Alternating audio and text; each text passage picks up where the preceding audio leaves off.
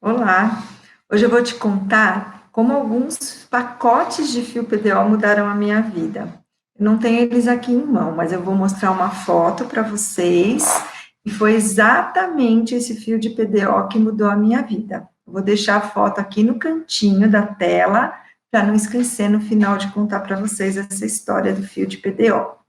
Eu sou a doutora Lara Sorpreso, mestre em ortodontia, especialista em harmonização facial, e nesse canal eu falo sobre as técnicas de harmonização facial, como captar clientes e ter sucesso na harmonização facial. Hoje eu vou conversar com você sobre envelhecimento e preenchimento facial. Porque para sermos bons harmonizadores, nós precisamos entender como ocorre o envelhecimento para lançar mão das técnicas de preenchimento. Então, o envelhecimento facial, como que ele ocorre? Ele ocorre através da perda de volume que a gente tem na face, né? E essa perda de volume, ela ocorre por reabsorção óssea na região de órbita, região de maxila, abertura piriforme, região de mandíbula, pré-jaws aqui, né, na mandíbula, ocorre porque diminui fluxo sanguíneo, tá certo? A gente perde tônus muscular e nós temos coxins de gordura aqui na face e esses coxins, eles vão ocorrendo uma pitose, né? Eles vão se deslocando e se reabsorvendo.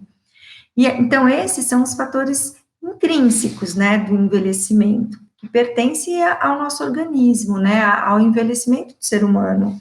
Agora, a gente tem também os fatores extrínsecos relacionados ao envelhecimento, que é a qualidade de vida, né? O que como nós nos alimentamos, se tem exposição ao sol, se é fumante ou não, se é um maratonista, né, que oxida demais. Então, esses fatores externos também colaboram, né, para acelerar o nosso envelhecimento, reposição de vitaminas e minerais. Então, a gente tem que orientar o nosso paciente nesse sentido também. Com o envelhecimento facial, vocês vão ver aqui no slide na tela, o que acontece? O nosso rosto, ele passa de uma forma triangular para uma forma trapezoidal, porque o coxinho de gordura, principalmente o medial, ele se desloca, vem para aqui embaixo, e a gente acaba ficando com uma face trapezoidal, né? Então, a gente precisa reposicionar esses tecidos. Conforme a gente perde esses coxins, o que acontece? Começa a ficar umas depressões na face, né? A gente trabalha com luz e sombra quando a gente trabalha com preenchedor. E ali onde a gente está com sombra e a gente precisa de uma luz, é onde a gente vai preencher, tá certo? Então, a gente pode fazer preenchimento da região de malar, preenchimento da região de sucunaso, cigomático, contorno mandibular, mento, rinomodelação, enfim, trabalhar com preenchedores, né, e outras técnicas para devolver esse contorno facial harmônico, né, para os nossos pacientes. Então, o que acontece? Quando esse coxinho de gordura cai, a gente fica com uma cara de cansado, né? Vocês podem ver aí na tela o quanto que esse coxinho de gordura se desloca, né? É um deslocamento considerável. E esse coxinho de gordura medial, ele é o maior que a gente tem e é o que ocorre a maior pitose. E aí a gente fica com divisões na face, muitos pacientes vêm reclamar de olheira, mas o problema é a pitose desse coxinho.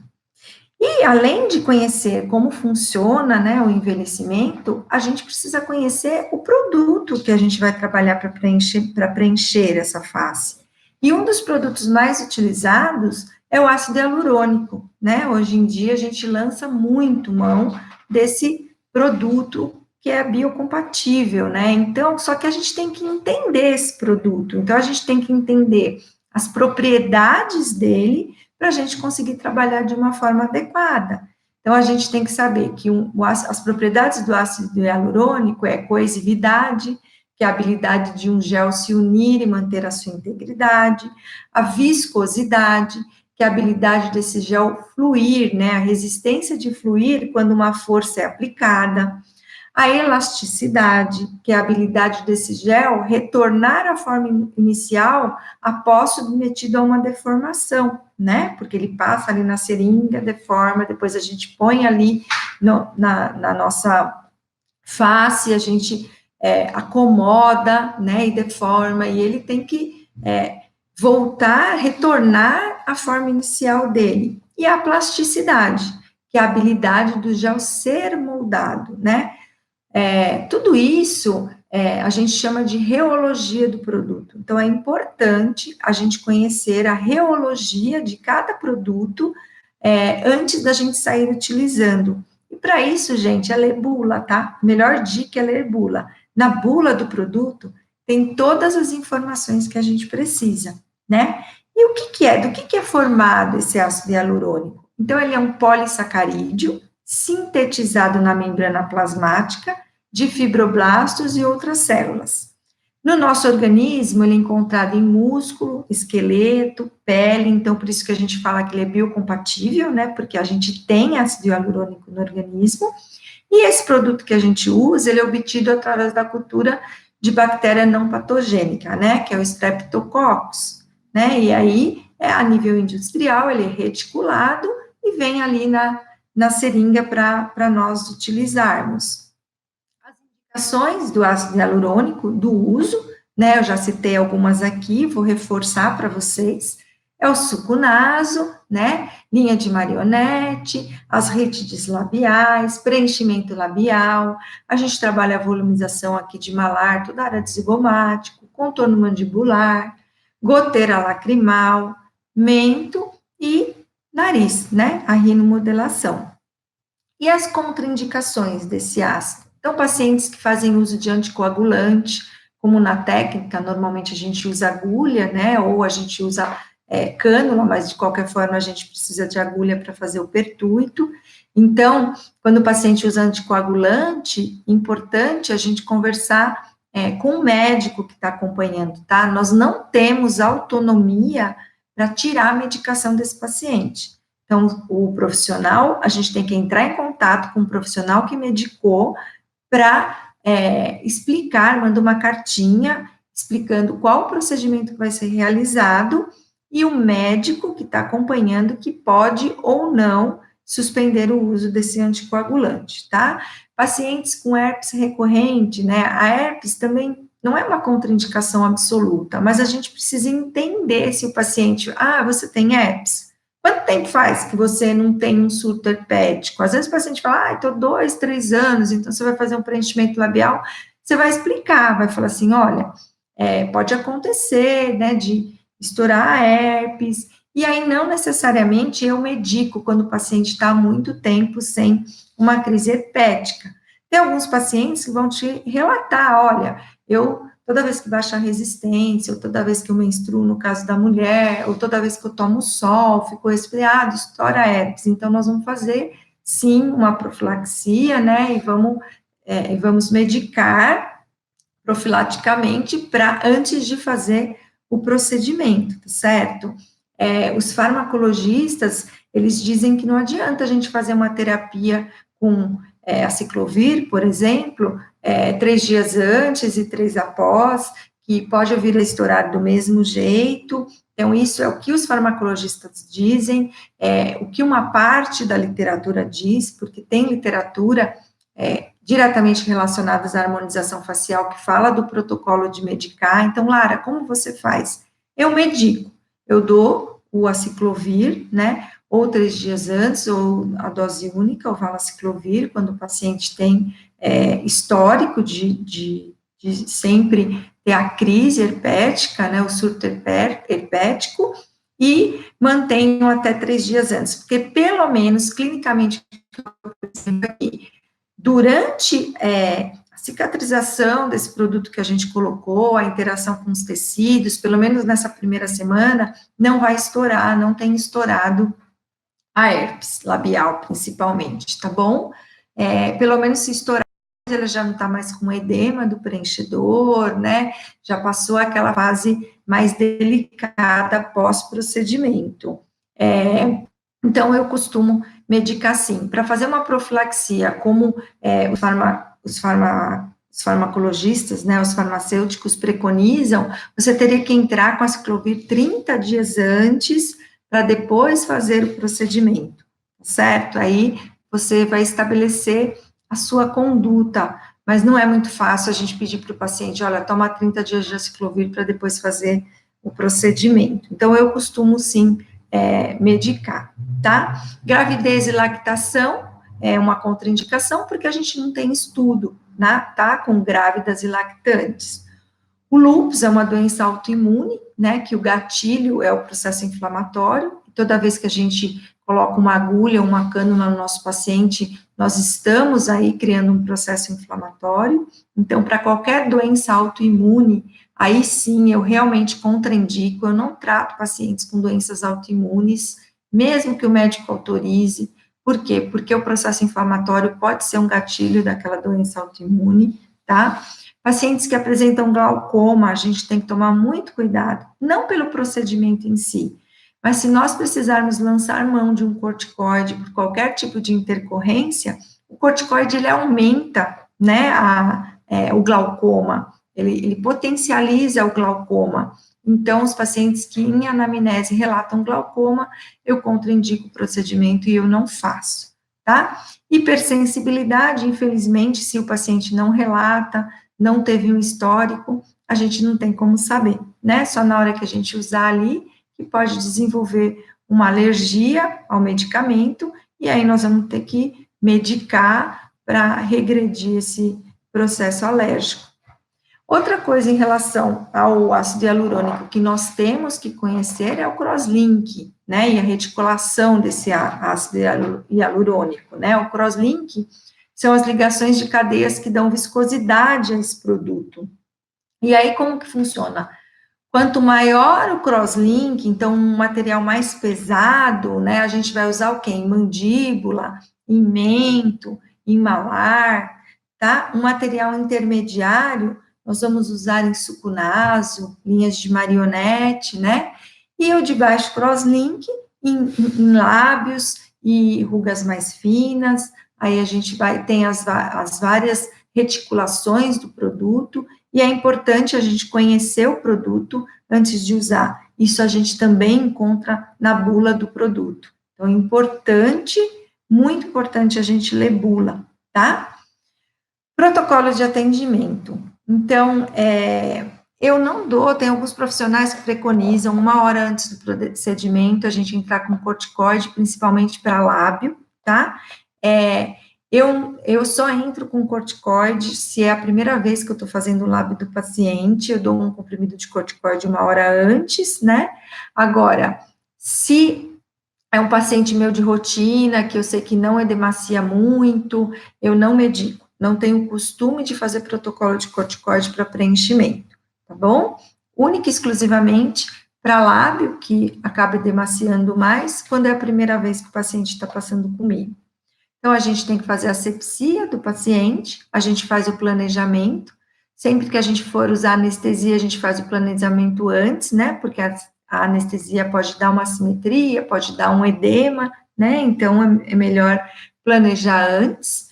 A técnica, propriamente dita, que você selecionou para o seu paciente, costumo fazer, a gente massageia o local, e para deslizar eu costumo usar uma pomada de diprogenta, e quando apresenta um edema após procedimento, eu costumo aplicar gelo na região, um pouquinho de gelo, para regredir esse edema, tá certo? Nós também temos que conhecer as intercorrências, né, que o ácido hialurônico, que o nosso procedimento pode gerar. Então, a gente tem algumas complicações que podem acontecer ali dentro de até 48 horas, né, do imediato até 48 horas, que é o eritema e o edema, que são respostas normalmente mais imediatas ao trauma tecidual e que regridem, né, são bem transitórias, uma equimose e hematoma, que são as rupturas de vasos, que pode acontecer, lógico, a gente trabalha numa região extremamente vascularizada, e aí isso vai passar, né, lógico, com 1 semana aí, né, às vezes até 3, 4 dias, já regrediu esse hematoma, dependendo da importância, né, do tamanho desse hematoma. A necrose, que aí já é uma complicação bem mais grave, que normalmente ocorre ou por compressão de vaso, ou por injetarmos produtos dentro do vaso, né, e aí por isso que quando a gente faz um preenchimento, a gente tem que acompanhar esse paciente por 48 horas, tá? Então, pede para mandar foto por WhatsApp, pede para a secretária ligar para saber como que está, orienta o paciente, né? Se vê qualquer alteração, entrar em contato com o consultório, e a gente acompanha por 48 horas, porque normalmente, dentro das primeiras 24 horas, a gente já consegue perceber bem a evolução do quadro, está dentro da normalidade, e se estiver anormal, é nossa obrigação, como dentista, saber regredir o quadro de intercorrência, né? Infecções, que normalmente acontecem por falta de asepsia, tá? Ou por uma imunossupressão do paciente, que você não percebeu. Teve um caso já de um curso, no caso de um paciente que eu dei, que ele fez preenchimento num dia de lábio, no dia seguinte, ele foi parar no hospital com uma baita crise de sinusite, então, quer dizer, estava com a imunidade extremamente baixa, e ele teve, sim, um abscesso que teve que ser drenado, nada que se estendeu, né, logo ele percebeu e foi diagnosticado que estava ali com infecção, teve que drenar e medicar com antibiótico, regrediu, mas assim, se você tomou todos os cuidados de asepsia no momento e o paciente não tem uma imunidade, não está com a imunidade baixa, é difícil você ter um quadro de infecção, tá certo? Então, tem que ser, assim, muito crítico e tomar muito cuidado em relação à asepsia na hora de fazer o procedimento, né? Usar luva estéreo, usar um campo estéreo, para que seja feito tudo dentro de um ambiente adequado, tá certo? E o surto herpético, que nós já conversamos, né, que pode acontecer, e aí a gente tem que tratar. A gente tem as reações secundárias, né, que são nódulos, granulomas, cicatrizes hipertróficas, às vezes tem também um edema um pouco tardio, uma neovascularização, um efeito Tyndall, e todos essas intercorrências a gente tem que saber tratar, e saber identificar e tratar, tá certo? Outra coisa que nós temos que conhecer muito, gente, é a anatomia, né?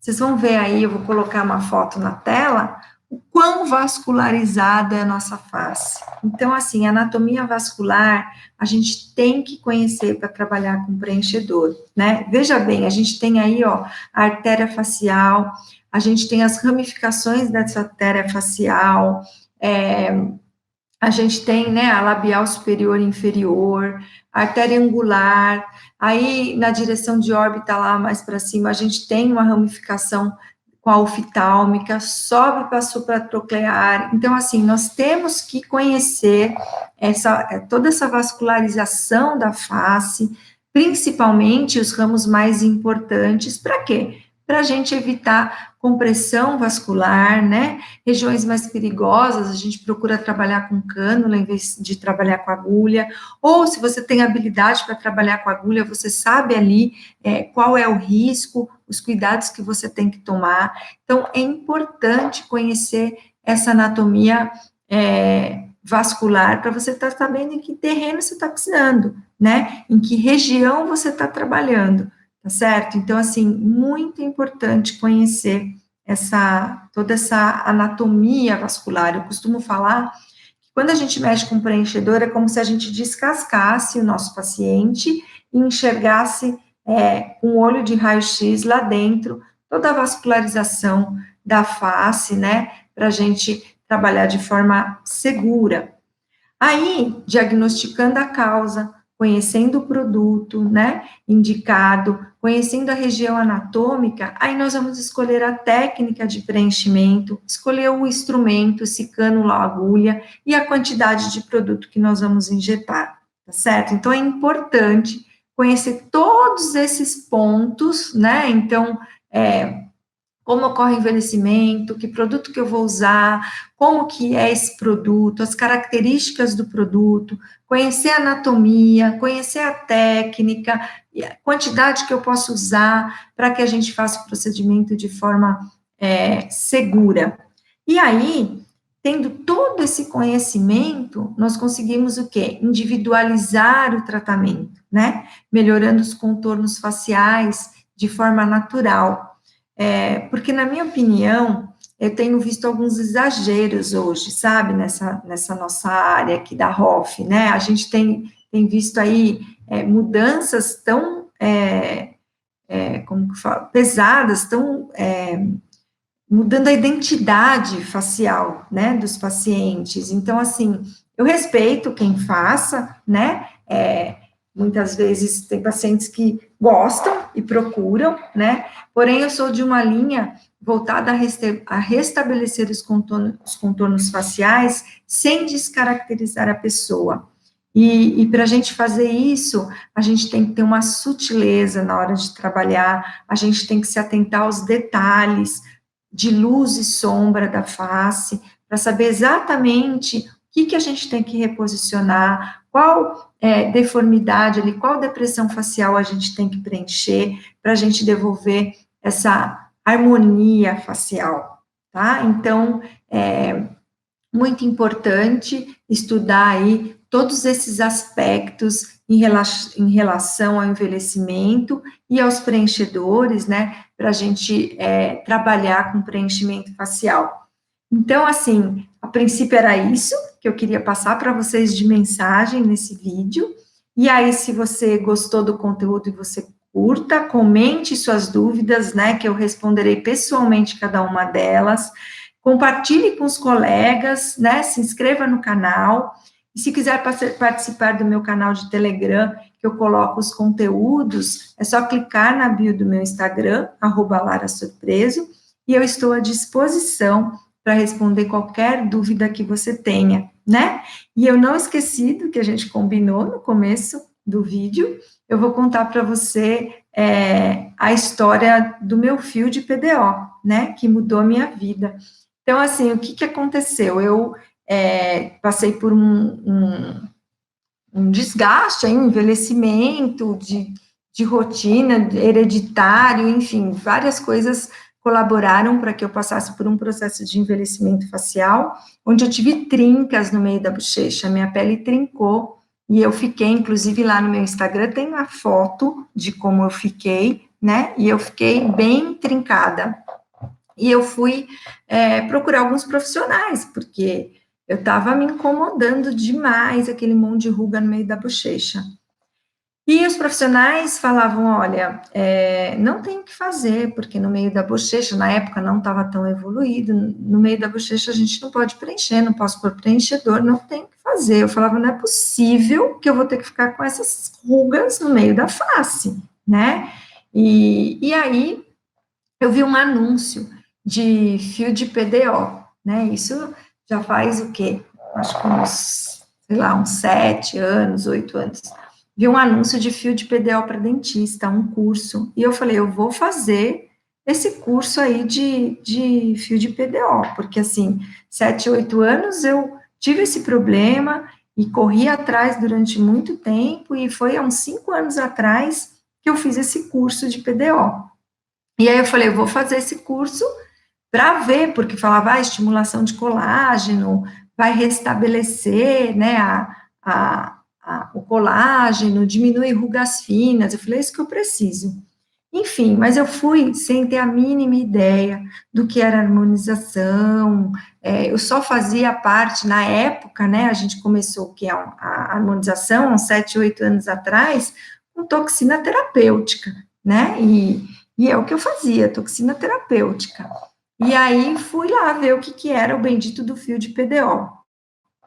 E já saí de lá com 24 fios no rosto, e assim, me apaixonei pela área, e a partir daí eu não parei mais de fazer curso na área de harmonização, por isso que eu falo que é a harmonização facial que me achou, né, que não fui eu que fui atrás da harmonização. E aí foi um curso atrás do outro, até que eu fiz a minha especialização em harmonização e comecei a dar cursos, enfim, e agora estou aqui estudando, né, a cada dia estudando mais e passando informações aqui para vocês, tentando agregar na vida profissionais de vocês. Então, é isso, eu sou muito grata ao Fio PDO, porque além dele resolver o meu problema, né, como bioestimulador da minha bochecha, ele me levou aí para a área de harmonização, e hoje eu me sinto bem feliz dentro dessa área, né, e tenho muita gratidão por tudo que aconteceu, estou aí dando aula, crescendo cada dia mais, cada dia com mais alunos me procurando, e eu espero colaborar aí na vida de vocês no que for possível. Então, era isso, e espero vocês na próxima live. A gente se vê. Até mais.